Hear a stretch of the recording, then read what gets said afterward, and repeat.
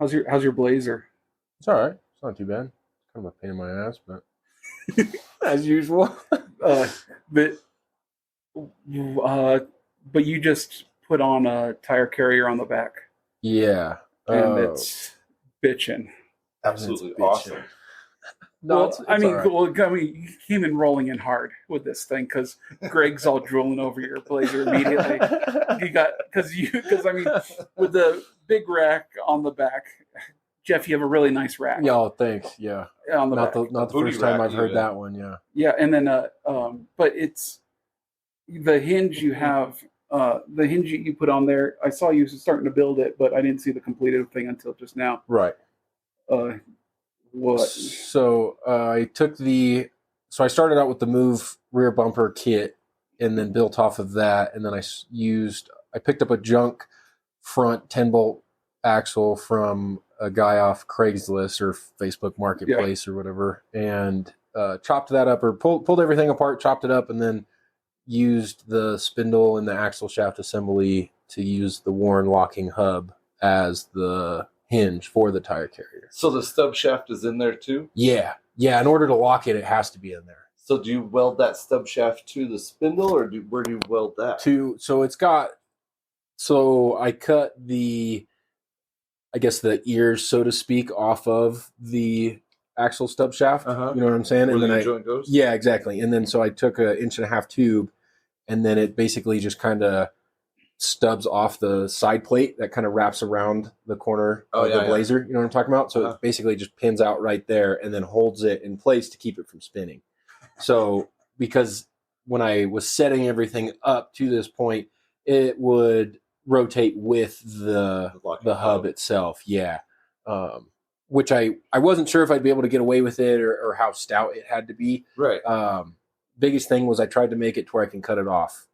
And if I had to redo it or something, because I didn't know how well it was going to work. And like the only thing I can complain about it would be the play in the splines on the stub shaft, right? So like I thought when you locked it, it would be, just a little bit. It's got a little bit of play in it, which I didn't anticipate. I didn't really think that part of it through. But still, it's not bad, but it works. So. It won't go crashing into the corner. No. So that's what matters. Yeah, exactly. And if you're on a park crooked, it won't go crashing into you. Right, exactly. You don't have to hold it. Yeah, exactly. And let then the tailgate down. Yeah, exactly. The Blazer's insane though, because you built up a lot on it. It's a 87. Yeah, 87. I bought it in high school, my junior year summer, off of a short little foreign exchange student dude. It was kind of funny. I bought it out of Boulder, and he's a mechanical engineering student at CU. Super cool dude. I bought it for, I think it was like $5,400. What country was he from? He was like straight out of China. Okay. A little Chinaman driving that big old truck. Yep, exactly. And like it was so funny because we had pulled up, we met at like a Midas, and it was parked just right outside of the Midas. Like, and I assumed because he's a student at CU, so he probably didn't have a parking pass for that car, so he just parked it outside of Midas on the public street, And when he went American, he just said, "I'm going in the deep end." Yeah, exactly. Yeah, nice. It was so funny, and so when we went to look at the truck, he was like, "Hey, just meet me here," and we pull up and it's sitting there, so we kind of just start looking at it, and then it was unlocked and everything, so now we're just like digging in this truck, and it was funny. This red like Evo 8 came ripping around the corner. And I was like, it's probably not him. Like, no way. And I just remember him like stepping on the brakes in the loudest screech possible. Like, and I was like, now I don't want it to be him. I'm like, what is this going to be in if he, Right. But it, and he hopped out and walked over, and my parents were there at the time. I was still in high school, and we kind of looked like, is this the same? Is this the right guy and stuff? And it was kind of funny, but. And you fell in love, and you've been married ever since. Pretty much, dude. Right. Still follow each other on Instagram and stuff, and nice. And he'll comment every once in a while. Like when I got the LS swap done, he commented and was like, "Oh wow, like you actually did it," and stuff like that. So yeah, he's super cool. But nice. It's got a 5.3. Yeah, 5.3 and a 4L60, and then it's got the stock 208 in it. Everything's rebuilt. I had the engine rebuilt by Bowtie Engine Shop out of Greeley, and then I had the transmission rebuilt by.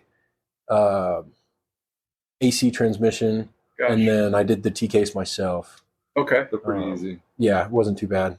because it's a it's a monster truck. It's got big old tires on it, and it's beautiful. But do you have a tattoo of it yet? Because you have I'm getting stickers. there. You have stickers of it. I do have everything. stickers of it. Yeah, Like, yeah. yeah. Believe it or not, I had a hat when I was in high school. I took it to an embroidery shop, and that same sticker that I had them embroider it onto my hat. And then I was saddest day ever. I lost it when I was on a trip in California. I think I left it on the top of my car or something. Dude, and I remember like a couple hours later, I was like, "No, my hat!" Like, yeah. So save the sob stories for later on in the podcast. But this is just a preamble where we get to know you. Would you ever? You probably would break up with a girl if she didn't like the blazer. Right? Oh yeah, absolutely. Absolutely. Blazers got to stick around. Yeah, for sure. It's staying. Yeah. Deal breaker. Yes, absolutely. Deal breaker. I've spent too much money on that to recoup enough to too much get rid blood. of it. Yes, that too. Learning experiences. Yeah. Oh yeah. He created its own, even imbued it with its own soul, and now it will live forever. Because Get better, man. You know, at one time I swore I was going to be buried in mine. Yeah, same. But for then sure. I sold it. So. See, Well, actually, I wrapped it around a Snap-on tool truck and then sold it. So. Whoa. Yeah, that's rough. Yeah. Ouch. We'll save the sob stories for later, though. A Snap-on tool truck, that's the most expensive vehicle in the world. It is. And I totaled it. Oh. Nice. Totaled both the Blazer and the Snap-on truck. Get to keep tools out of the truck though. Nothing. Damn. Nothing. But Like, the judge said it was both 50-50 our fault. He Oh, pulled out in so front of that's- me. I was going too fast. So we Gotcha. both covered our own trucks. Yeah, that's kind of bad though, especially if he pulled out in front of you. So you're It was quite the hit, dude. I had a 99 Dodge Turbo Cummins radiator. Oh, okay. Yeah. So extra cooling because I had a big block. And that radiator was wrapped around the big block. Damn. Yeah. Ooh. The big block hit the firewall. It was bad, dude. It was bad. That's crazy. What Blazer? What year Blazer? It was That was the 80? Yeah. Oh, okay. 1980 Blazer? Okay. Yeah. The one. Okay. So. Yeah, I like how you skipped over that whole part when you're like, "Oh, I sold it." I only. Well, Yeah. After that, I sold it to the insurance company. No, What do you- I kept it and put new sheet metal on the front of it and sold Oh, okay, cool. So you rebuilt it. Okay. it. Kind of, yeah. Well, yeah, I guess kind of. I didn't make it running. I just put new sheet metal. Got you. Put new hood and fenders and front end on it. Right. For sale. Nice. I shouldn't have sold it. That's one that I shouldn't have let go. Well, they don't make. You'll never find another one. There's no. They didn't make more than 2 of them, so it's over. Yeah, Sorry. Jeff has the other Yeah, one. exactly. Jeff has the other one. Yeah. I'm not getting rid of this one. So. Gosh, Jeff and I, you and I worked at Pinky's Rod Shop Yes. for a couple of years, and then another place that shall not be named after that, and then as a go between or whatever, just to pay the bills, I suppose. But how did you get? Because you were a fabricator. You went to fab school out in California. Yeah. And fab school, Greg. Fab school means fabrication, not the fabulous school. Not Jazz Hands Fabulous? No. Yeah. No, all right? Am I wrong? No, or if am I right it about was that? Jazz Hands Fabulous, I would have went to school with you. Zing. Wow. No, I'm just kidding. You're just jealous of my dancing. But yeah, I know. What jazz school did you go to? The best. The jazz school of my heart. Was it Of my Kindig? heart. No, that's That was the other jazz school? Greg was my instructor over at Kindig Academy, where I was the first graduate of Kindig Academy. And, Hot damn. yeah, I'm probably the most learned hot rodder in the world. No word, dude. So you went to California to learn fab school? Yeah. I started out at DU. So I went to DU for mechanical engineering for 2 years. Nice. And then it's funny. I looked at Lincoln Tech before I went to DU, kind of bouncing around like what I wanted to do and everything. And then I took it was an extra credit machine shop class at DU. Oh. And they had some cool stuff. It was just a manual lathe, manual mill kind of learning experience and so on. And I think we welded like one day where he was like, pick up a TIG torch, like, just waving around a little bit and stuff like that. And I had been seeing a bunch of the Fab Schools posts and stuff on Instagram at the time. So I was kind of bouncing around like, man, this was pretty cool. I wasn't really digging the whole engineering thing. So I kind of just committed to it, and then dropped out, saved up all my cash, moved to California, and then was working at Walmart at the time. So I used Walmart for like a guaranteed job to California. So I just transferred stores. Oh, yeah. So I didn't have to worry about like, well, I got to go out, find a place to live, get a job, keep it. So one, I'd already been with Walmart for like 3 years. That makes it a lot easier to change states. Oh yeah. Guaranteed easy. job, yeah. Guaranteed job, easy. Especially with Walmart, because, you know, I had been around for a little bit and so on. So I knew what I was doing for the most part and everything. So I could just walk in and, you know, put stuff on a shelf and start it's working fine. again. Yeah, and start working, yeah. No training. Yeah.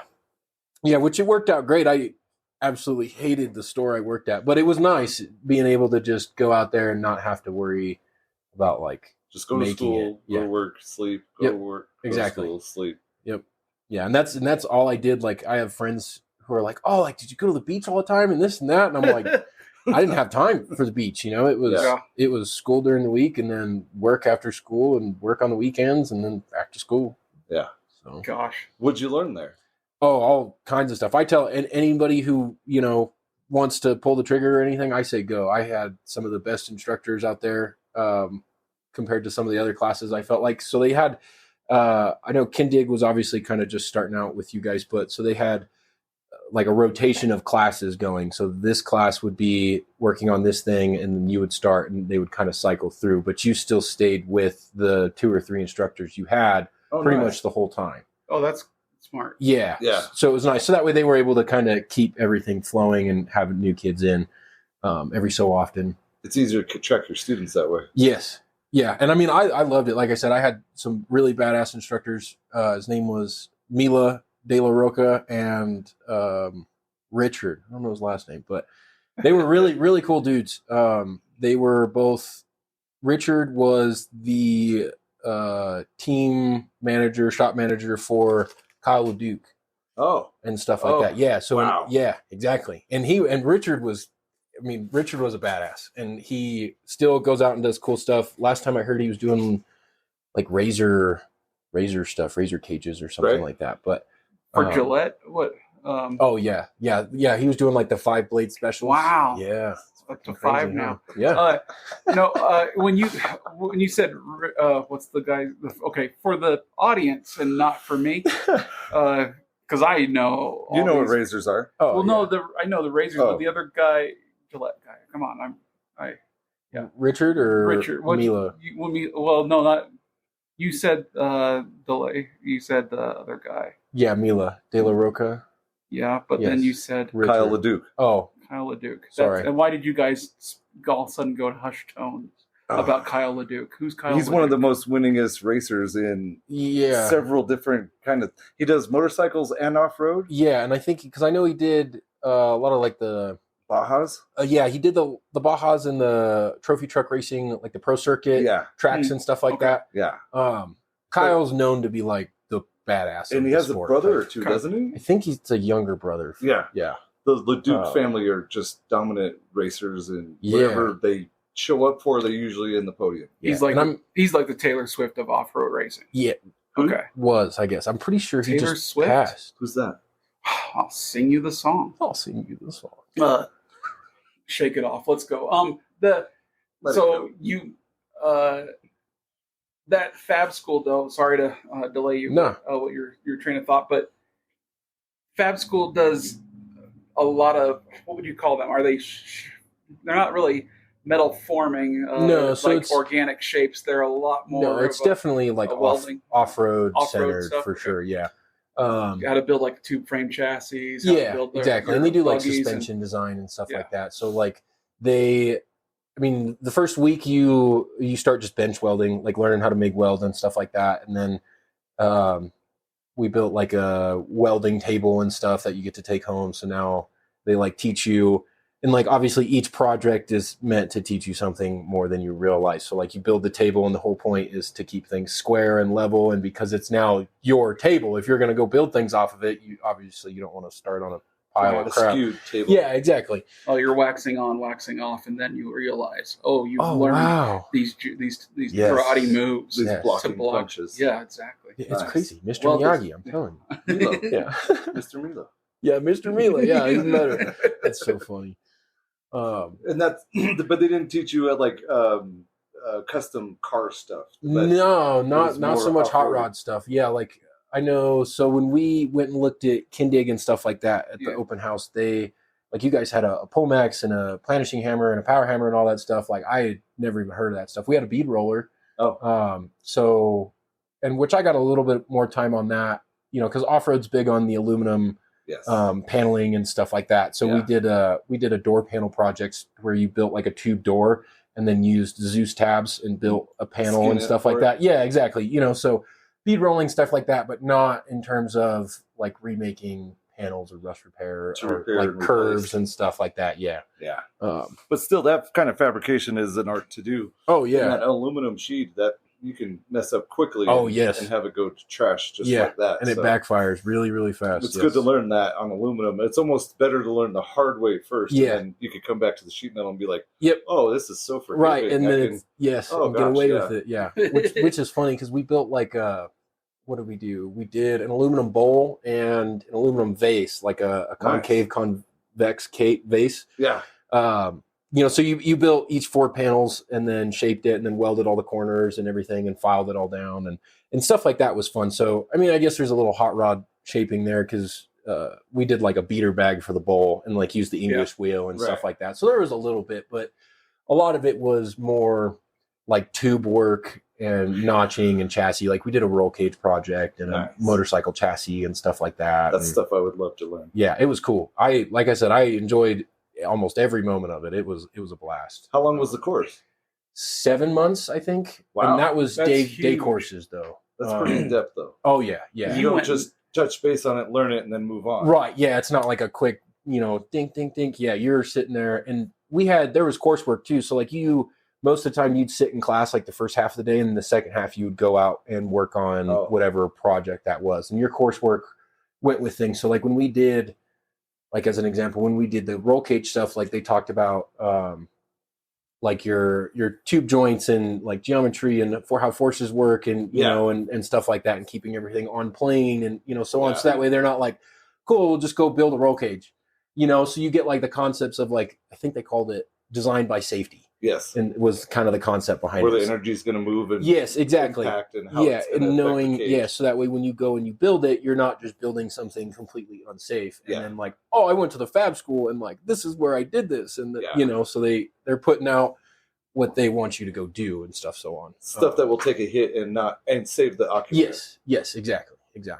There's a reason to have a cage, not just for the Yeah, parts. not just for like, oh, I have a kid. Yeah. No, it's Jeez. funny. Yeah, that sucks. And then then you have to they remind you all the time of this. If you do it wrong, people die. And you're like, oh, great. Oh, Yeah. Okay. Yeah, And you exactly. charged them too. Yeah, exactly. No, yeah, they no paid pressure. me for this. Yeah, stack your dimes, or as my sister says, stack of nickels.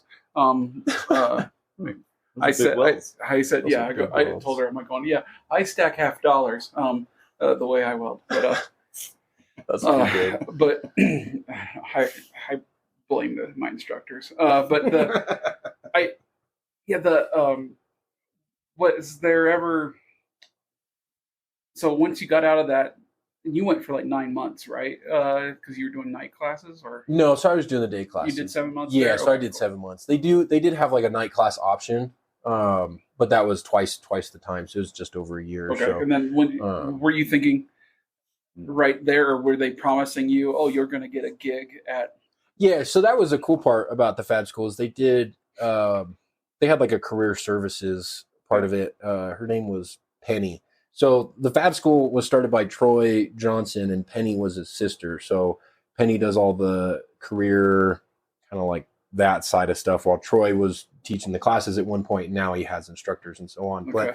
But Penny was super cool. So they do like a resume portion and so on. So I guess if you double back, as you get towards the end of the course, some of it stops becoming hands-on and starts focusing in the classroom, kind of teaching you the suspension design side of it. So then talk talking about like Ackerman theory and how to set up so on, and and it opened a world of things because so many people don't realize like all these little changes you make, like when you buy different wheels and do this, like it changes how everything moves. Isn't it amazing? And like, but you don't think about it because you're like, I just want cool wheels. Whatever. They stick out now. Yeah, exactly. And especially like off-road guys, like, I mean, I did it. I put wheel spacers on the rear of my truck for the longest time and, and so on. And you're like, oh, like this kind of drives different. Why?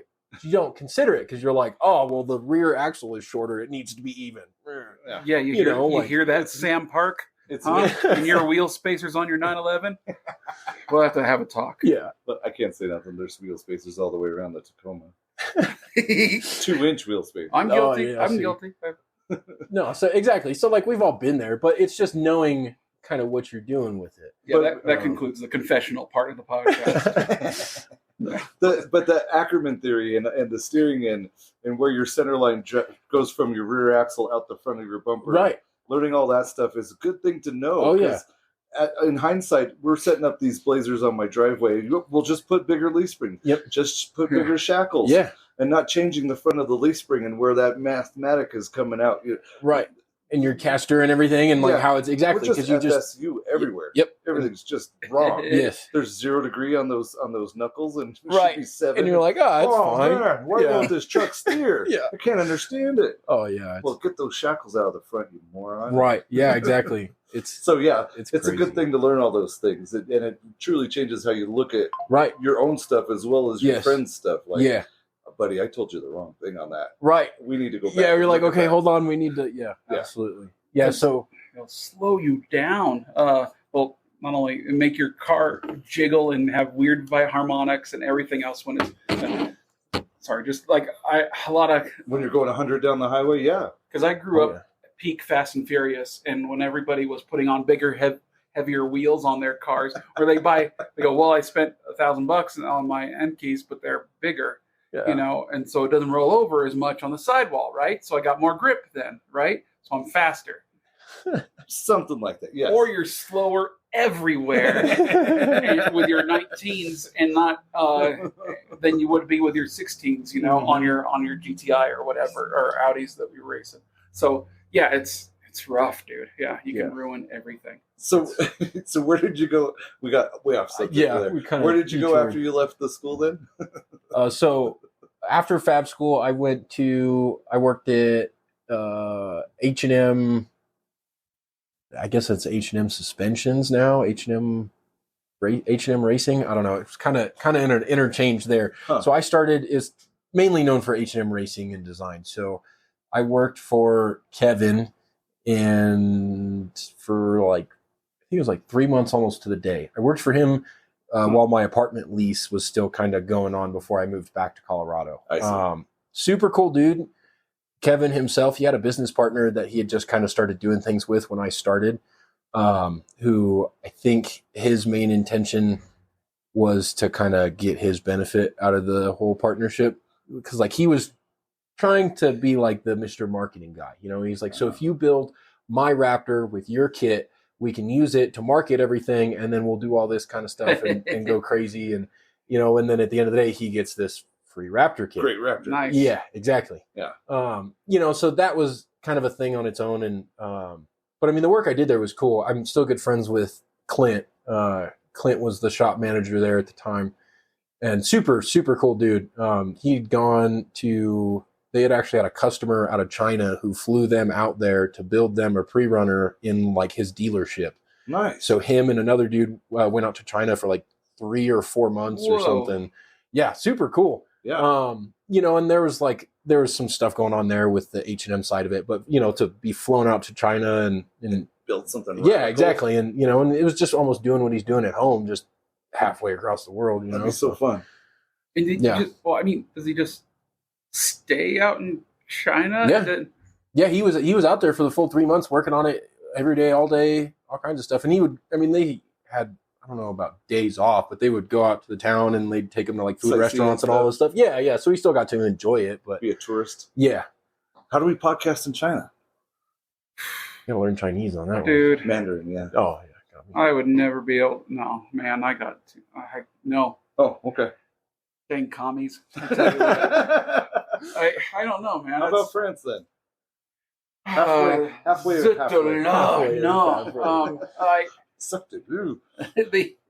I don't know, man. All the French I know is from the Little Mermaid cartoon. Oh, wow. But we won't get far. Won't get far? I don't think we will get far. I don't know. I could start singing, but I don't know. I think it's so crazy having that. What feels like crazy super Americana, that off-roading thing. Oh yeah. When it translates out to the Far East, I mean that's amazing. And I don't think I would ever do that. I don't want to leave, Colorado. Yeah, same. I would absolutely do that. 3 to 4 months. That I could come home. Yeah, exactly. That's the part. Knowing that you can come home. Oh, okay.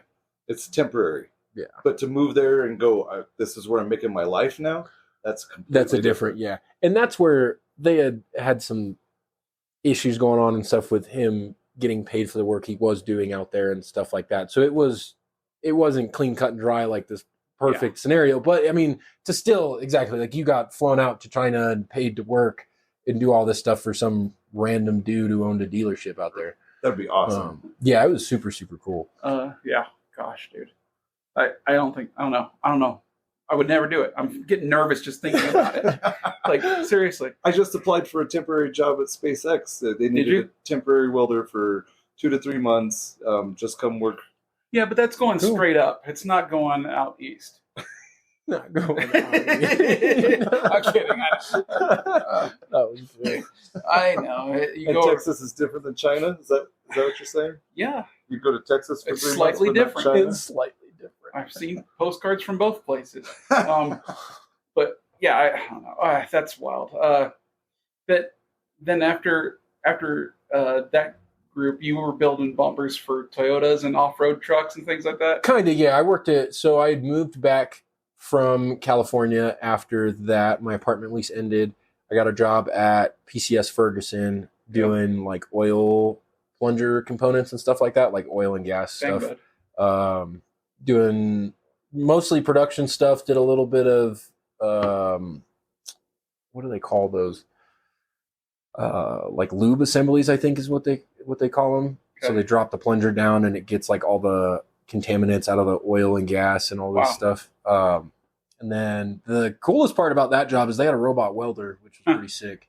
Oh yeah. Yeah. So it was all pre-programmed and like you just grabbed the part, you put it in there, you put the the OLED on, and then you hit like set and green, and it would just go and do its thing, and it would beep at you when it's done, and you take it out and put the next one in, and dang. Because it's making the same part over and over. Yeah, again. it was set up for the same part, and it was like a 2-in-1 machine. So one side was set up for like this particular part, and the other side was set up for the other part. So, is the arm like articulated and moves around? Yeah, the welder. Okay. Yeah, exactly, and it kind of just does its own thing. And does the part itself move, or while it's doing that, or it's just that's interesting stuff. I don't know. I don't think so. Not on that one. Okay. I don't think. I think it just kind of held it in place horizontally because it was a pipe. Yeah. And then the arm would just move around it to weld everything. Wow. Okay, that's impressive. Huh. Yeah, it was kind of crazy. And that was still here in Colorado. Yeah, that was here in Colorado. Yeah, that one was another short one. I was there for another 3 months. That one, it was super cool, but they had me in a different side of the shop. Yeah. More than I was doing welding or anything.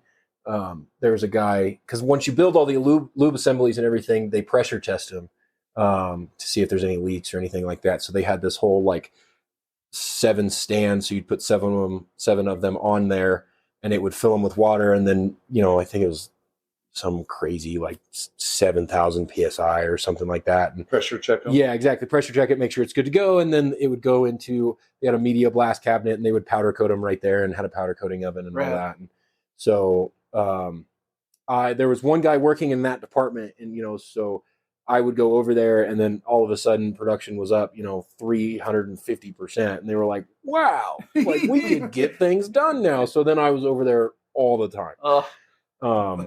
Which kind of sucked. So I was like, punishing your success. Yeah, exactly. That happens a lot in these shops too, where you get good at one thing, or you might be good at everything, but they but you're successful at this one thing, nobody else wants to or doesn't perform.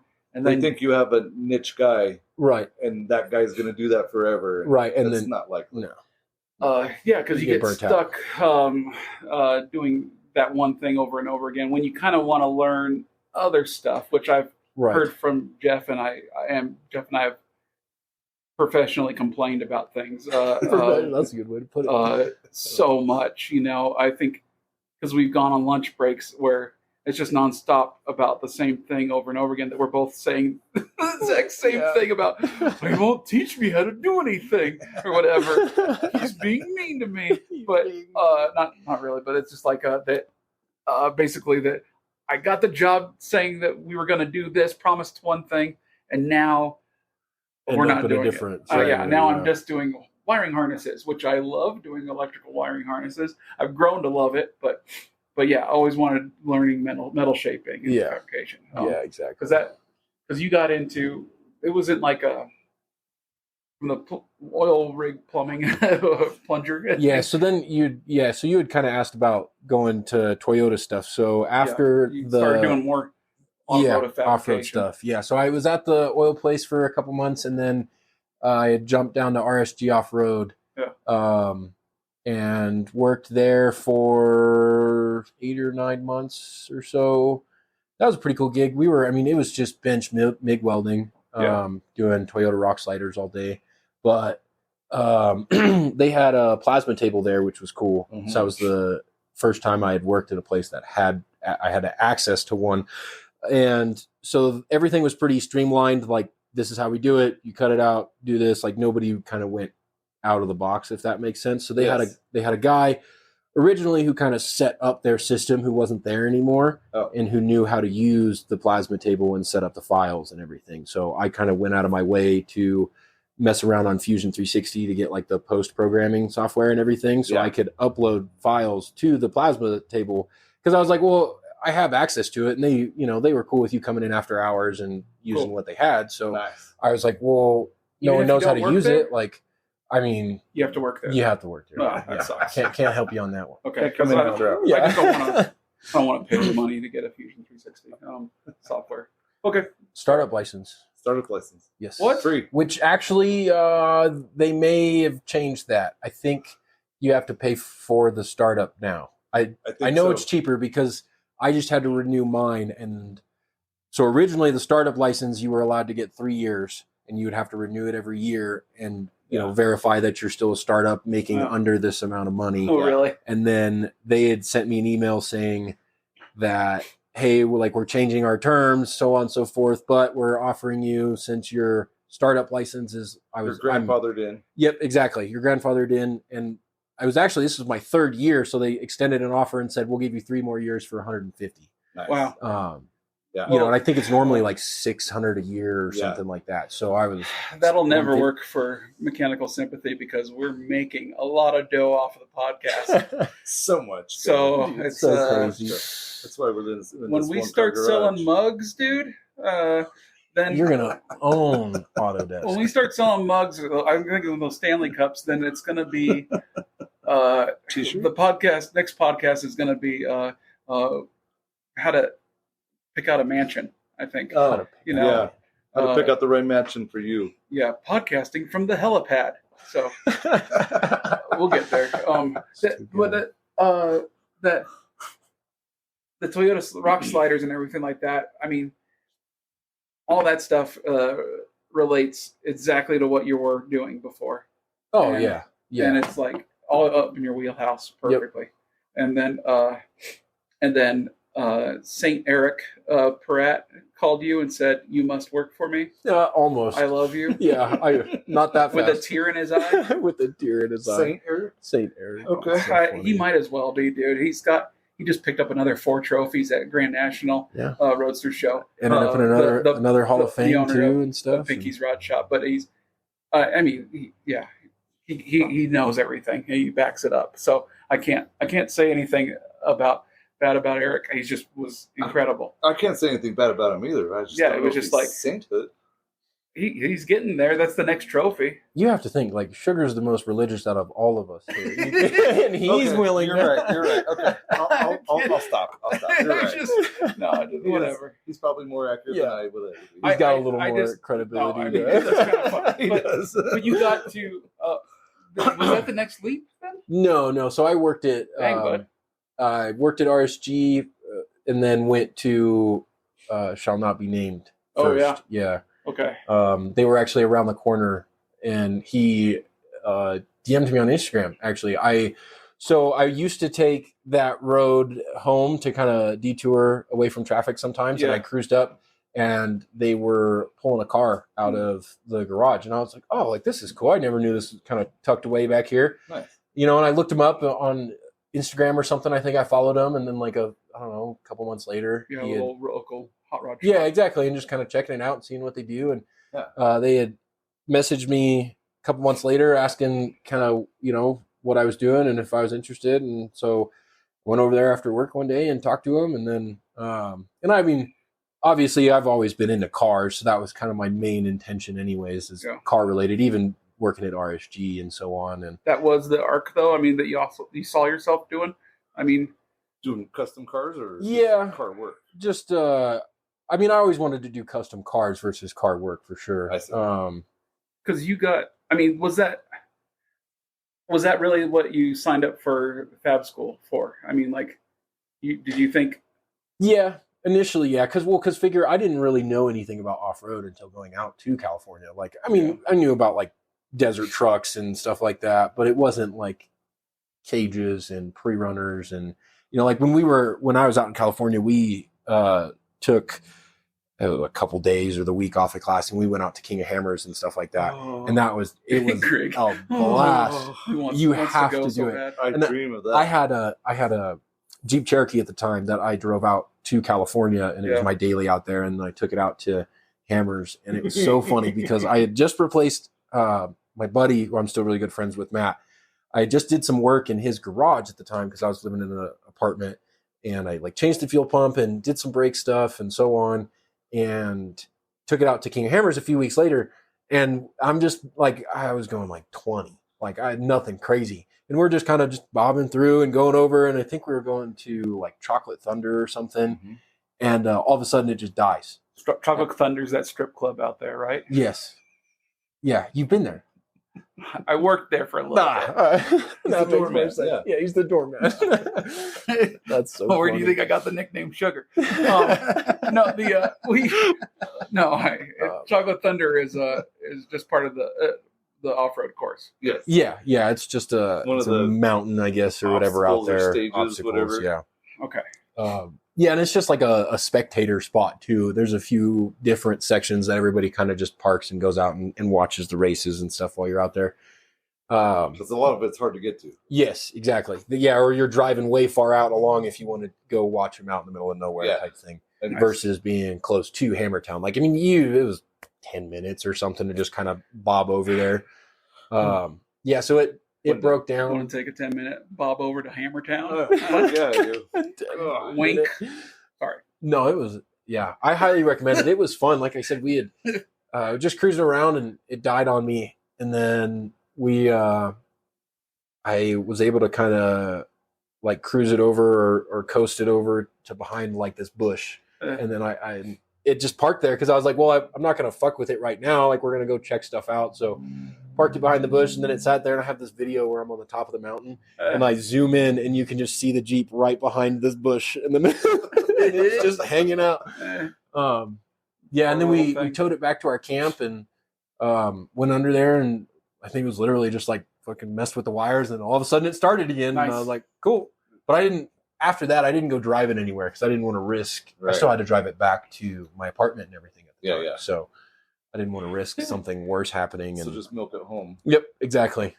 Yeah, but we still had fun. We had a couple buddies from Texas that we went to school with that had like long travel Forerunners and stuff like that. So we got to cruise around in their trucks, and then we had a buddy with a stock F-150, Matt. He was the same guy, and another one had a Nissan Frontier, like I want to say like an 80s single cab Frontier. Yeah, hard body. Yep, hard body, 4-wheel drive, and it was so funny. So we were, I mean, it was hammers. We were just fucking around doing stupid shit. And, yeah, it was a good time.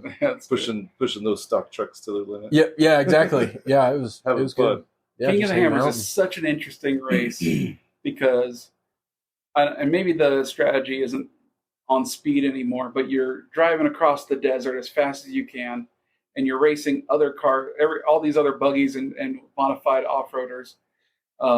And then you rock crawl. And then you rock race, basically. Yeah. And then you come back down from the rocks into the desert flats. Yeah. And go across those to more rocks. So yeah, it's one of the craziest races. Yeah. So it's just like the perfect test of your ability to build a good vehicle. Yes. And that can handle all aspects of a race, right?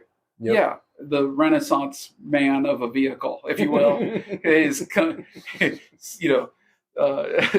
speaks Shakespeare and then also can, whittle a canoe.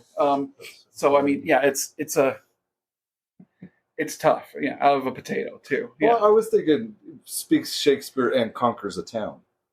Okay. Because you have to be soft and supple on the flats. Drinks that of the skulls of his enemies. Yes, and then you have to be able to climb a mountain as fast as you can, climbing a mountain like a goat. Come on. It's awesome. Yeah.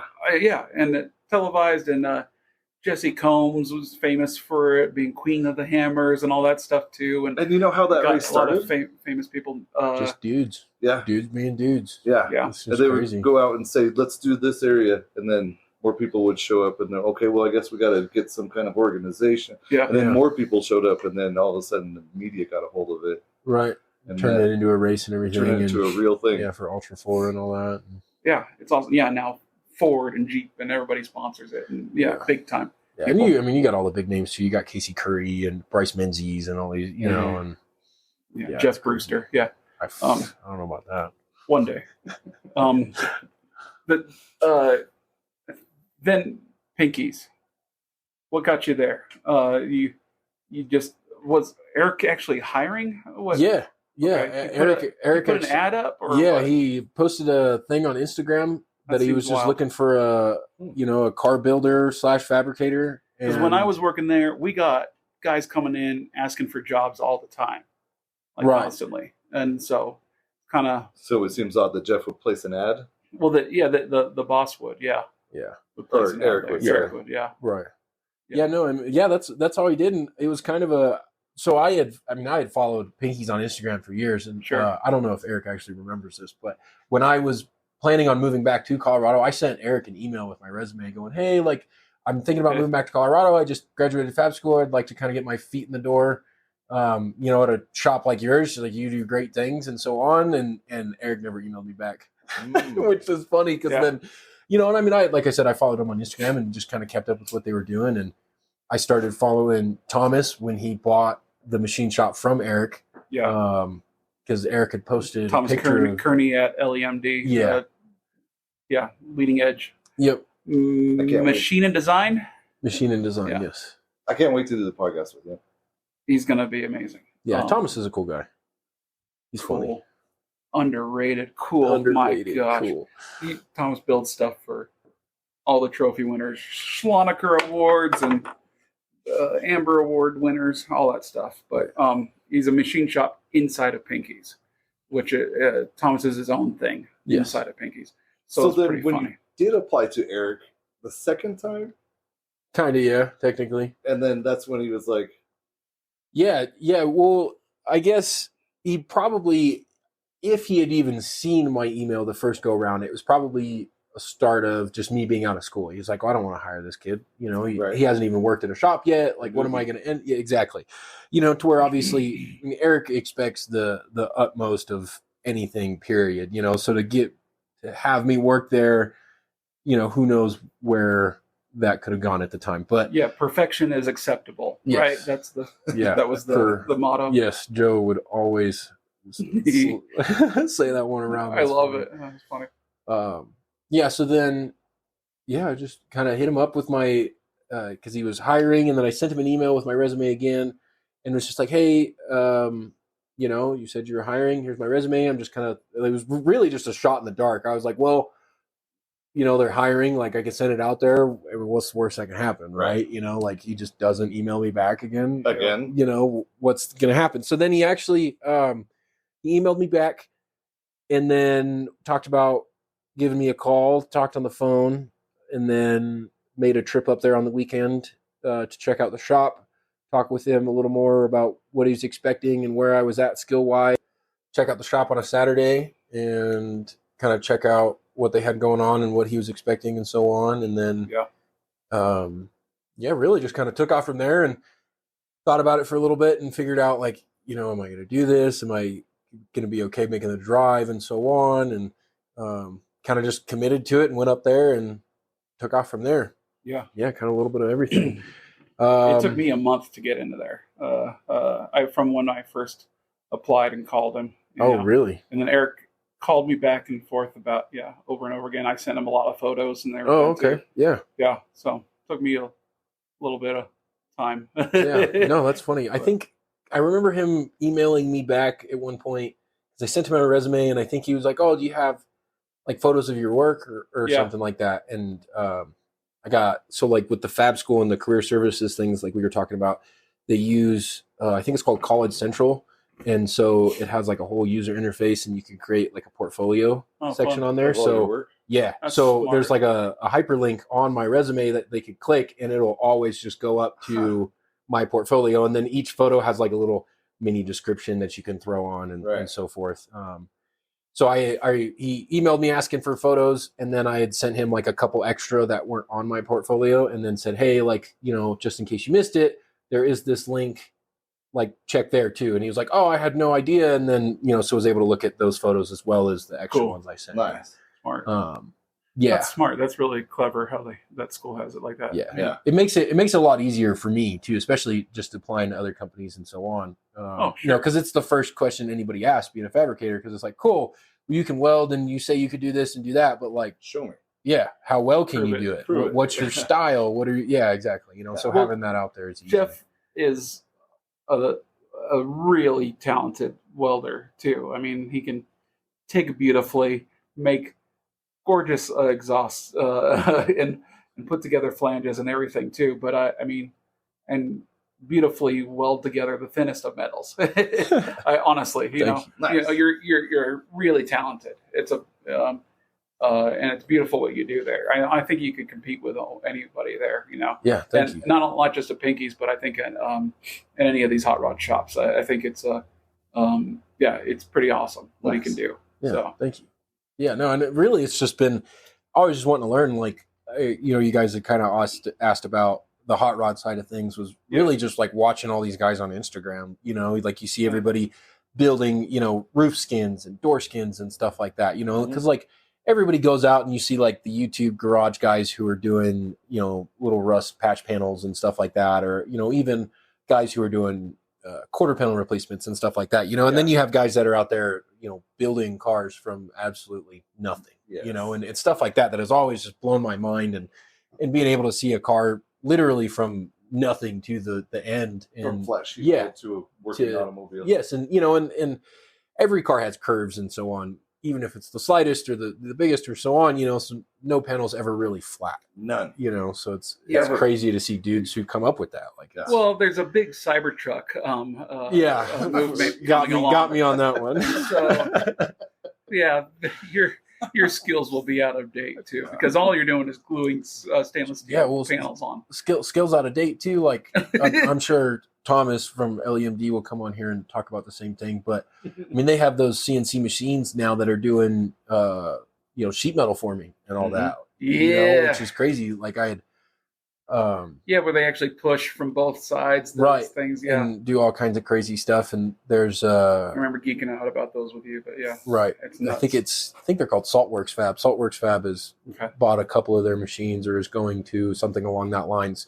So that way they could start pumping out panels left and right for everybody. Robotically pumped out. Yep, exactly. And because most things are getting CNC scanned and all that stuff nowadays anyway. So you do some like freeform stuff in Fusion and then send it to Saltworks and so on, and then you have a vendor or whatever you want And you can almost 3D print all that stuff now. Right. Oh yeah. And Thomas is doing stuff like that and too. And printing out of metal, I'm saying. Oh yeah.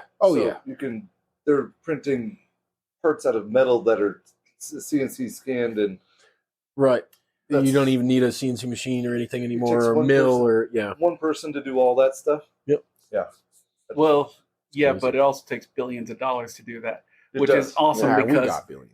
What's that? I said we have billions. We're fine. Well, I'm saying that this industry is it's necessary for them to create billions of dollars worth of machinery in order to do what you can do. Right. What hopefully you can do, Greg. What hopefully I can do. And have to replace us with these incredible amount of difficulty of equipment. The size of the machinery is gigantic, bigger than buildings now. And incredibly hot metal forming extrusions, and they still have to be finished afterwards. Right now, soon in the future, it'll be smaller and more efficient. and more finer grain of printing that they can get it out smoother. But there'll be organic robots that does it. But it's amazing too that all the stuff and all the education that you went through to get to this point, and all the blood, sweat, and tears and everything and development that's how much value it has, even though it doesn't appear in your paycheck. Yeah, right. But that's how much value well said. To a company that wants to build a hot rod or whatever unique out of nothing part that you have, and you can prototype and go bounce to another thing immediately. Right. So that's a big deal. And one of my issues that, and I've talked to you, Jeff, about this too, is just kind of like our valuation in the industry as fabricators, as technicians. Yeah. So difficult to come by. And how do we express that to the guys that we're working at, the shops that we're working at? And if we become so valuable, then generally we leave that shop and do it on our own. Right. Yeah. Now I see what you're saying as far as having this conversation before. Yeah, we have talked about this. I mean, that's a tough one. Not just saying that like you get your paycheck or whatever, but you're like going, man, I'm competing with McDonald's guys, Right. Yeah. Because then at that point, it's like, why am I working for McDonald's when I can go compete against McDonald's? Right. Yeah, that one's tough, because the hot rod shop's not getting me French fries, for free. And free. but McDonald's is paying $20 an hour in some of these places. Yeah. $18.75 at the one I just left, which is I remember being I worked at $20 an hour as a manager at Mercedes, dealership, for a shop, and I was like, and I thought granted that was back in the olden days when $20 would buy you a new horse, but it was a good wage. Yeah, it was a good working man's wage, but and you were darn proud of it. But so granted, but today's money, I don't know, that would be like $35 an hour or something maybe. And it's crazy. It's hard, man. I don't know if the automotive or specialty industry, as far as off-road or so on, is ever gonna outbalance that. Like when I was working at H&M fresh out of school and stuff, I was making, I think it was like $16 an hour, but I was making 15 at Walmart. Yeah. Right. So I was like, and I questioned myself almost every day. I'm like, I just went through, $30,000 of welding school to turn around and make $1 more than Walmart. Yeah. Without any of the extra stuff, and they want you to work for free half the time. Like my first paycheck bounced, and then I walked in and my buddy Clint was like, "Hey, here you go." And I was like, "Why are you handing me all this cash? Like, thanks, but why?" And he's like, "Oh, Kevin said your check bounced. Like, here's your paycheck." And I'm like, "I have been here a week. This is amazing." Not how it should be. Right. So it's, and it's, man, the automotive industry is tough on that one, because it's also hard to charge because no one sees the value in the labor it takes to build the cars, so how do you tell someone, hey, this is going to be a $500,000 car, but the day you drive it out of here, it's also only going to be worth like 150. Yeah. So then to turn around and pay your guys what they want to make, charge your customer what needs to be charged to make that is crazy. But it has to come around at some point, because then you're not going to have the dudes who want to build the cars for the price that McDonald's pays. Right. Because it's insane. Like you said, if McDonald's is paying $20 an hour, I don't want to go be a craftsman at 25, because then it's like, I'd rather just flip a burger at 20 and be fine. Yeah. Yeah. Get health insurance, get cheeseburgers. Right. Exactly. And go slide down the slide at lunch. Exactly. In the place. They free food while you're eating there. I know. Take a McNugget every once in a while. Fill my pockets with ketchup packets, man. I tell you what, and skip down the road. But I like the pecan. I'm hungry, man. I'm hungry. I need a burger too. But anyways, but also the labor rate was an argument that I saw at Pinky's that was crazy when I was manager there, and I go, nobody's charging this little for this quality of work. We're under valuing the place, and I get what Eric said, because he's had these same customers forever, and same customers pay the same price forever on these cars. How do you raise a rate on this customer you've had for 20 years? Yeah, he's in a conundrum trying to figure that out, because how does he build 3 cars for this guy and then all of a sudden double the price of this car now? Because you raise $20 an hour on this vehicle that has thousands of hours in it, then it's like that doubles the price of the car in the end. And it's like, so you got to go as an owner, you go, that's impossible. Yeah. And what do you build then?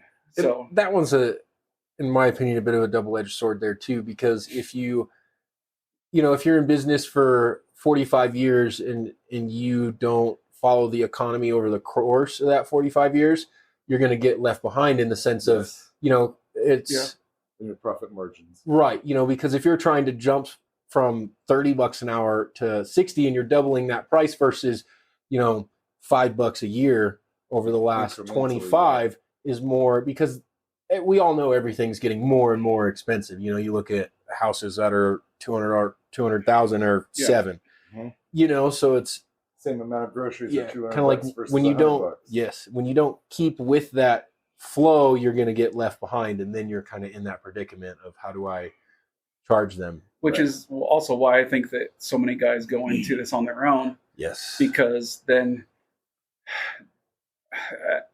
you can start with low overhead or whatever else, but you're building these things like I was just saying, I'm fixing and flipping old pickup trucks right now, which is feeding me, but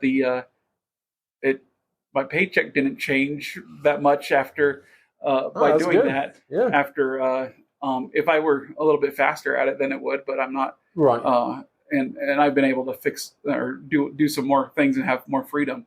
Yeah. Obviously, going from 80 hours a week down to 20 to 50, whatever. So it's a lot different, some weeks just on that freedom is so valuable, but and I can get guys leaving once they peak out or they have to leave, cause they can't earn any more because the economics don't support it in the hot rod shop. Yeah, exactly. As well as, like you said, like with small overhead and stuff like that, if I have the opportunity to charge someone or a similar customer base, $50 an hour or $80 an hour on my own time versus working for the man and making 30 doing the exact same thing, why would I not jump on that opportunity? Like, we talk about me doing rock sliders and so on. Like I had a customer I was working on earlier today that had, a DIY weld kit for a front bumper and rock sliders and stuff like that. Right. I was billing him at $50 an hour for, just welding the DIY kit and stuff together. And there's pre-planning and making sure it all goes together and so on and so forth. But, but you've already invested all the capital and you're not paying that back anymore. That's already paid. Yes. Yeah, so exactly. That chunk of that $50 an hour is up in welding rod and other stuff and absolutely whatever. Absolutely. So that's the consumables, but that's nothing compared to what you would get charged or what you would make an hourly rate at a shop. Right. So, but you have a side gig because of this too, where you're making that I've. Yeah, what is that too? Can you plug that right now? Actually, plug that. Yeah, no. So it's no. So I do side work through Grizzly Fabworks. Grizzly Fabworks. Grizzly Fabworks, yes. And then I have a website and everything. Tim, actually, the customer I was just talking about, found me through my website. It has like a contact us form, and and it shoots over to my email, and then I can go from there and so on. But yeah, I do all kinds of stuff. I have like plasma cut, or probably laser cut nowadays, but I do like keychain holders and stuff that are like, I have one shaped like your Toyota pickup out there, and it's just like a little keychain thing and wall mount and stuff. I made those at RSG messing around with the plasma table. Yeah, and we had a press break and stuff like that too. So I had actually pitched to Jason. He was the owner at the time. He actually sold RSG, which is killer. Yeah. But I had pitched to him like, hey, if I come in and I'm cutting out these keychain holders and, we could throw them onto your site, you already have kind of like the foot traffic side of it. It's all Toyota based and so on. Like maybe they'll take off, and then you kind of just slide me a cut for doing the design work and so on. And then we just never really worked out anything. But I mean, supplementing and side gig like that too. Oh, yeah. Because what you love doesn't necessarily pay the bills, which sucks. Right. But it's because I love dancing. I sparkle on stage at Chocolate Thunder. Chocolate Thunder Mountain? What? Yeah, Jazz Thunder Mountain. Sorry. Yeah, went to jazz hand school. Welcome to Hammertown or whatever. Yes. Gross things you guys were saying. That was good. At King of the Hammers. King of the Hammers, that guy, he can dance, man, that guy. But but it doesn't pay well, because I don't accept money from people when they put hand bills, because I'm in a trance. I'm already dancing. I can't focus on the audience. Right. But like with hot rodding stuff, I've worked at these car places over the years. Greg, I'm sure you too, where you go, if it weren't for how cool this was, I wouldn't work here for this amount of money and amount of pain and commuting and everything else. Mm-hmm. But I love this, and I want to see something grow out of it. Mm-hmm. And it's my passion, and I would do it for free. But see, at the same time, when I was learning it in hot rod shops, they actually would take somewhat of the time to let you learn how to do a chop top, to let you learn how to do a yes. See, that's insane. That's what no one teaches you how to do things at a hot rod shop. That's insane. Wait. But it was the opportunity to learn on it. I taught myself. I had to do it by myself, but they were like, "Yeah, let's see if he fails." Yeah, because we can fix it, and okay, yes, but. That there's no shops that do that anymore because the fine line of making your overhead. You got to be able to cover the overhead and then not have any mistakes in the shop. Right. And I love that. I love that you say that, because there was I spoke about this to Eric recently too. There was a 31 Model A 400 that we had in the shop at Pinky's. It was the first kind of project I was working on, and it had some hood sides on it that needed reshaped and adjusted to match like where they placed the grill shell and stuff like that. Mm-hmm. So that was kind of like probably my first real, I'd say, like sheet metal shaping project. So I had to slice the side of the hood side down and then raise it as well as angle it and then weld it and then reshape it back flat and so on. And man, did I fuck that up so bad. It was terrible. And like I stand by this. When I did the cut and I welded everything back together and I got it close to metal finished, air quotes, it wasn't bad. But then Joe at Pinky's was trying to, level me up and teach me, kind of like we're talking about. And, so he talked about help you get to the next level. Yes, exactly. So Joe is a master fabricator there at Pinky's. He's a real talent. Yes. And he's taught me so many things. And this one is a love-hate relationship for it. But he was teaching me how to like pick and file and stuff and really like fine tune everything. Cause it was probably skim coat fine, but that's not what Pinky strives for. Right. So he was teaching me that and it just got out of hand so fast. It was, cause you're using die chem to find your highs and lows. Yes. And, so you're picking all your lows up, but then where I kept going wrong was I just kept picking up the same areas. So now my low is now my high without realizing it. Right. So now my original like parent side is now low, so then you lay more die-chem in so far, and now you're picking your lows, and then it just kept going. Then it just got out of hand terribly fast. Yes. So then, and it was so bad to where like I was working on it, and it was there for a while, and then like it got to the point where Joe put tape over it, and it was like, because and the hood side was right by the windows for Mash Lab, so you'd go through and you'd look, and one of the first things you stare at is like this peppered hood side that I did, because not even like we're fixing it. Like Pinky's has a bar called Mash Lab that's right next door with a whole wall of it is windows, so you can look into the into the fabrication shop and see the sparks fly while you're drinking your beer, which is cool and it's fun. It's like almost wanted to put a sign up there that says "Don't tap on the glass." Disturb the mechanics, the monkeys, the fabricators, and monkeys. That's so fun. But it was really fun actually. But the glass hurts the fish's ears. Don't tap on and the every glass. time there was like somebody remotely attractive, it was like I'm like, you're trying to find a way to. It's like, what can I grind on this side of the shop so I could be seen. And look tough. You're like flex while I go across the bandsaw or whatever table saw.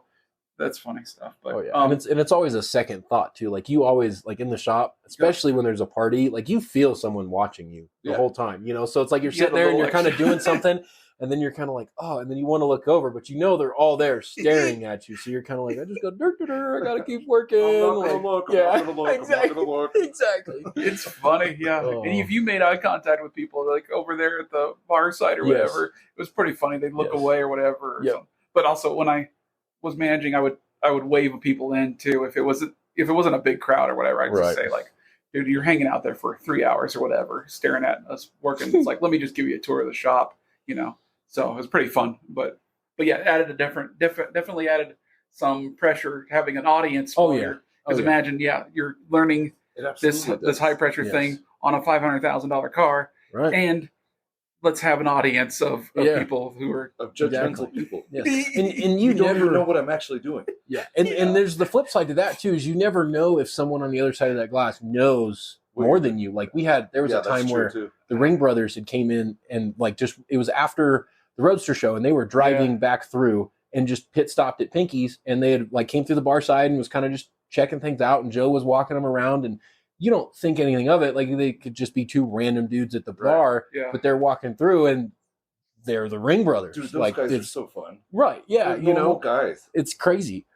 It's just things you don't think about, like it's. Oh yeah. And a bunch of legends have been through that place too. You had to, when people come in, walking in, you can't discount it. Cause that Pinky's, it was because you're in the big time there. And so when somebody's walking through the door, you can't just blow them off because you have to be respectful of what relationship they had with Eric or who knows, this might be George Petit, and I haven't, and I've never seen him, in person or something. Exactly. You never know. Oh, you're taller than I remember. Right. Yeah. Or a customer you haven't seen in a while, or customer in the past of Eric's that may not have a car here now, but is, like you said, really good friends with Eric or so on. Right. Or he hears that you pissed him off. Like we've had fun too, because we had groups of Australians and stuff that came in. Oh, I remember those. I'm like, they're flying in from Australia, visiting their friends. It's like, and they wanted to see this. It's like, going, okay, so let's go take them around and stuff. And also, that was always a joy too, because after work or whatever, getting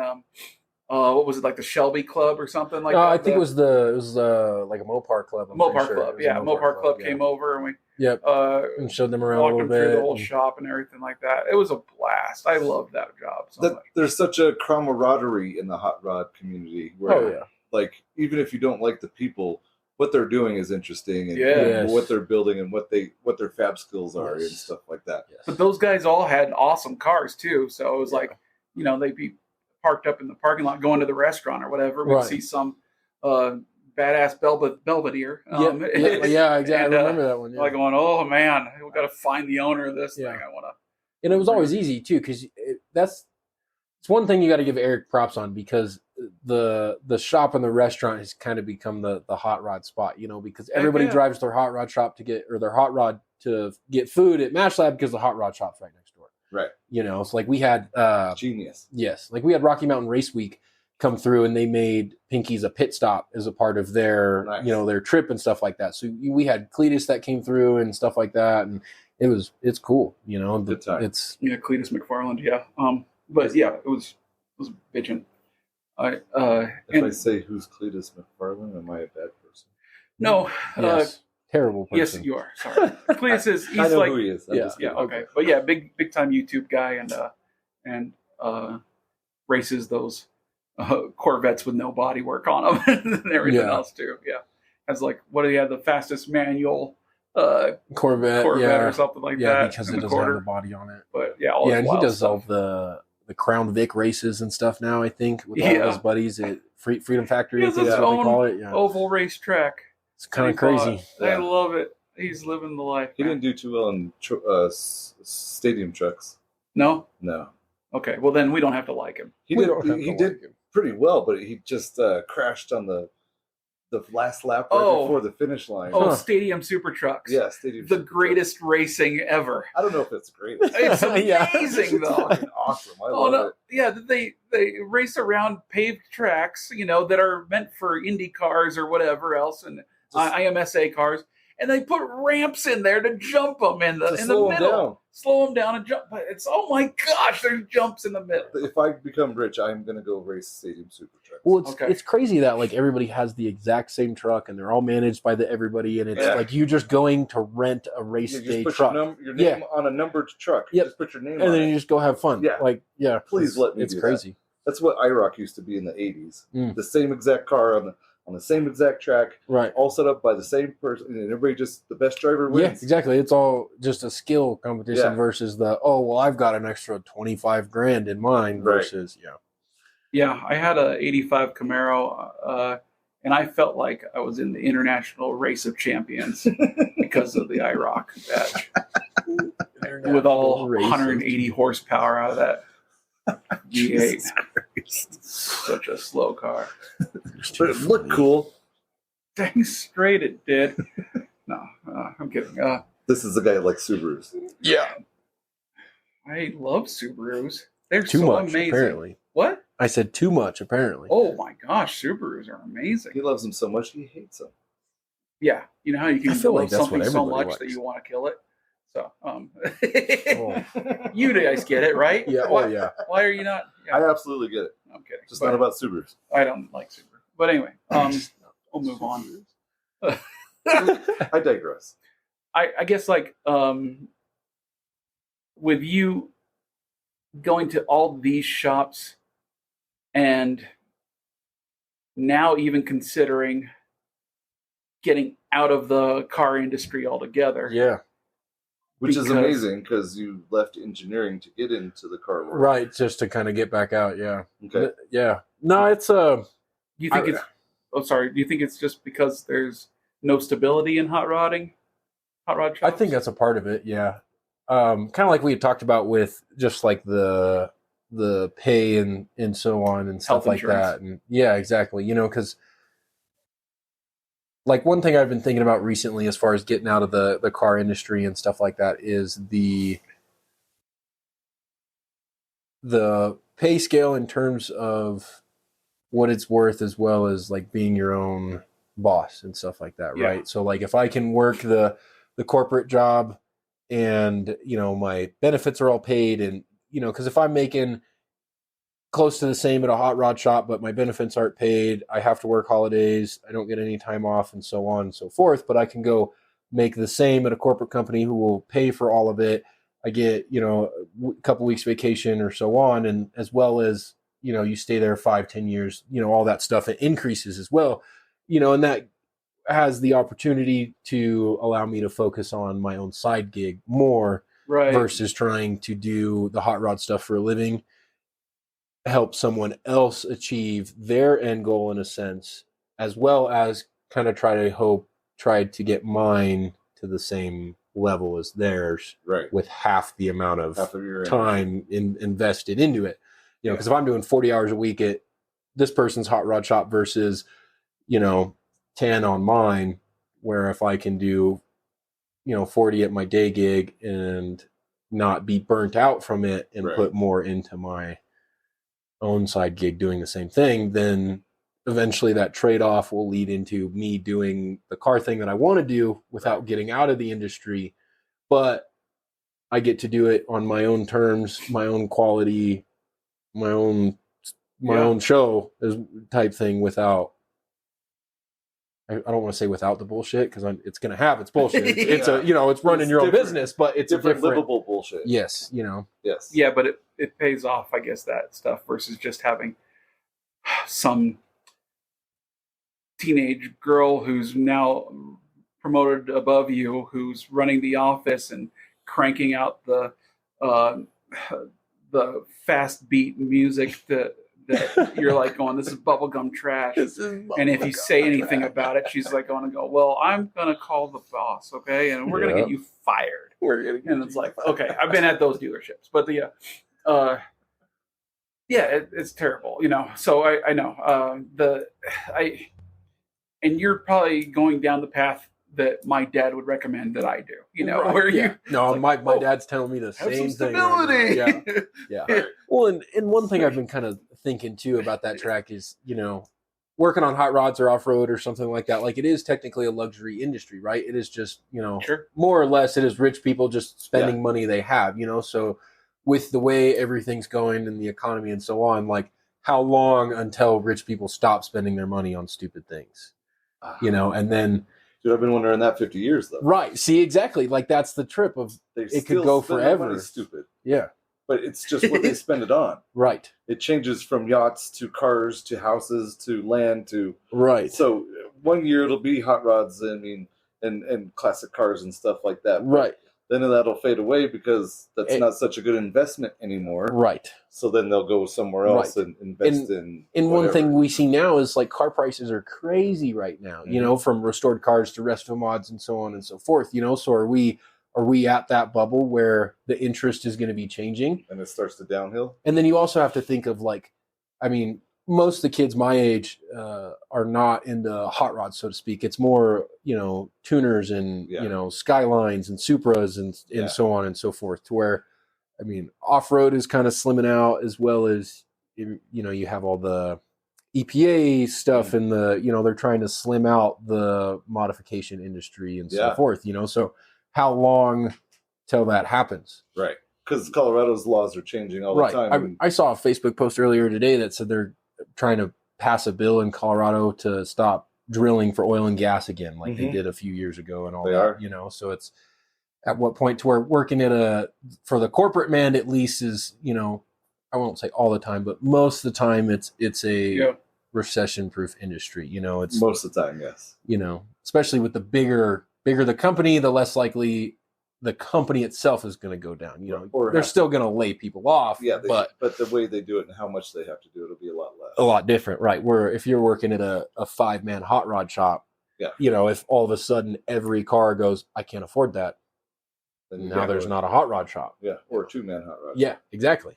It's the owner and his brother. Yeah, exactly. No employees. Yeah, and that's all I've been in since 2013 or something. I don't know. 2015. But it's been, it's wild. And sometimes you just show up and go, oh, I'm not working here today, anymore. Because the boss lost a gambling bet at World Cup soccer, which is even another reason to hate soccer. And now all of a sudden 3 of us got fired because he can't afford to make payroll. Seriously. Oh God. So it's bananas. And at the same time, the corporate world, if your check bounces, it's not going to. Right. You're going to get paid. You're going to have that stability. You're going to have potentially a 401k. Right. Stuff like that. Yes. As well as there's never going to be, it's not everywhere, but there is always the trend of the implied working for free. It's like I'm not going to tell you, but it's almost expected. And when you don't, I'm going to frown at you. Yes.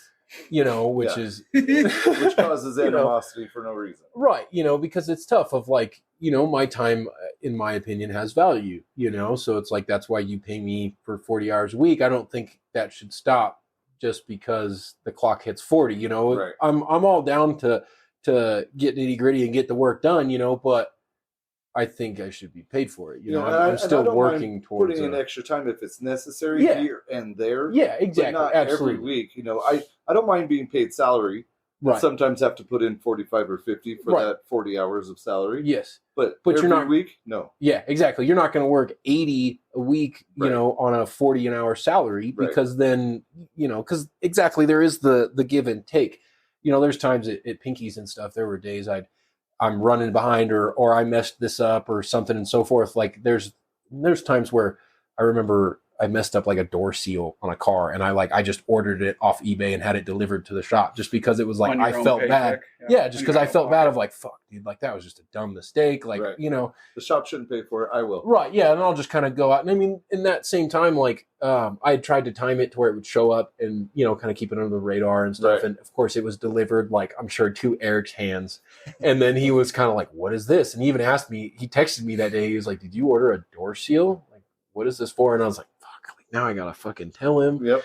And, and he was super cool about it. He was like, dude, don't worry about it. Like, I'll cover it. Like, that's just a shop thing, which is super cool. But it's the half and half of I appreciate what you've given me as a job, and I will take care of my responsibilities. Yeah, exactly. Because, and then there's some stuff where there's too far as being expected of that, like I don't, just like you said, I don't mind putting in the extra but it's the give and take. When I was in Collision, and there's a, when you tear stuff down after it's been in an accident, some things break, some things don't. And in the industry, they learn after a while. Those break every time you take it apart. You replace those every time you take it apart. Right. And some things are like, how did you break those? I've taken 12 of those apart repeatedly and put them back in. So if you break that, you're paying for that. Right. But those ones that break all the time, the shop will cover it and stuff like that. So there's that fine line of, did you break it because you were being aggressive and and you're just snapping things off, or did you break it because you didn't know what you were doing? Yes. And now that you know, you won't do it again. Exactly. And you learn and we'll so on and so forth. Because you learned your lesson, right? Yeah. There's that fine line of you're responsible or you can cover you on that. And I love that you say that, because tying into what you said before as far as learning on the job and stuff, and shops letting you kind of just tackle something with if you fuck it up, we'll fix it. But you're only going to learn, hands-on. That's the only way. And one thing Joe up at Pinky's has always said to me is, when you're in the shop, always keep an eye on what everybody else is doing, just in the sense of just learning, and like, how are you dealing with this and what problem are you facing and so on and so forth. And that was one of the biggest things that allowed me to learn at Pinky's, was watching everybody else. Because I'm not, like, a big part of what I was doing up there was a lot of fiberglass work, so I wasn't doing a whole lot of sheet metal stuff, even though that's what I wanted to learn. So when I wanted to, I had to pay attention to what Joe was doing, because otherwise it was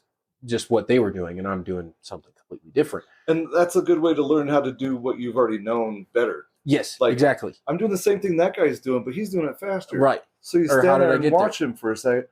And you're like, oh, son of a bitch, I didn't see that shortcut before. And one thing my instructor in the fab school said was, his example he used, he was working at a shop and this dude that he didn't like or something came over and was like, hey, like, you're doing that wrong, blah, blah, blah, do it this way. And kind of pissed him off. And he was like, fuck you, dude. Like, that's not how this works. Right. And then turned around and a different guy had came over later on and was like, you do know that, like, he's right. Like, you could have sped this up or did this and cut your time in half by doing it his way. But because you're just had the ego to be like, well, fuck you. I'm not, I don't like you. I don't have to listen to you, and now you just cut yourself short. And that's tough, because you're always fighting that no matter what. Because you're looking at this and you're like, dude, I'm not doing it that way. Like, that's competitive caveman nature. And it's also just hot rods. Like, it's an egotistical industry, and too much testosterone. Yes, all the time. Too many dudes. Man, I hate it. Well, I hated it. It's just like, there's so much in the way when we're already facing so many other pressures. Right. Yeah. It's like, let's just get rid of that BS so that we can get down to business. Right. It's really hard with some guys. It's Some weird. guys live for that shit. Right. Yeah. I'm the best, and you need to recognize. Yeah. Actually, you're number 2. You're Right. pretty good, but you're number 2. Right. Sorry. Exactly. And I recognize that. Yeah, and it's tough, and that's the hard part, right? Is you have to look past that sometimes and see like the skill they do have, and everybody has their own style, and some dudes can teach things miraculously better than other dudes. Other dudes are very just like, well, this is how I would do it, but I don't know how to tell you to do it. Yeah. Like Joe's an example too of. There's guys who go out and make patterns for panels and stuff like that. To where Joe is just a very he just goes and kind of makes it. Yeah. And then he still does his symmetry and makes templates along the way, but he's not doing like paper body templates and stuff like a lot of these guys are and so on. He just goes and wings it. And then he's like, well, obviously that's wrong, and goes and does this. And as he gets closer, he starts, doing templates and making sure that this side is the same as this side is, and so on. And so but forth. he thinks in the metal, not in the buck and the paper beforehand. So exactly. It's like he's already at that, skipping those steps. So it's like, yeah. And that's just the skill thing, being it's just experience and everything. Exactly. Else doing being at Pinky's alone for 15 plus years, you get into it exactly like you said. You're so efficient and you're so good where you don't need that step anymore. Yeah. You can just do it. It's common sense. Yeah. Yeah. And you Second think about nature. the person that you were when you started this or whatever. And like, you don't even recognize that guy, after going through the fire and melting away all that crap and what you got left and the skill and who you are now. That's worth a lot. Yes. And so that's tough when you got a new guy and he wants to get at your level today. You're going, took me 20 years to get this. Yeah. Right. So that's huge, man. So I really thank you. Thanks a lot, Jeff, for all that stuff and that wisdom. No, absolutely. But also, I think some of those takeaways, at least from today, is that, your love will drive it. Your passion for whatever hot rod or whatever that craftsmanship is, but maybe freeing up that tension, that pressure on you by having a stable job, goes a long way, towards making that product beautiful and good. So stability is beautiful. Stability is beautiful. Awesome, Jeff. What's your website again? GrizzlyFabWorks.com. GrizzlyFabWorks.com. GrizzlyFabWorks.com. GrizzlyFabWorks.com. GrizzlyFabWorks.com. Thanks, Jeff. You're awesome. Thanks, Jeff. Yes, thanks, guys.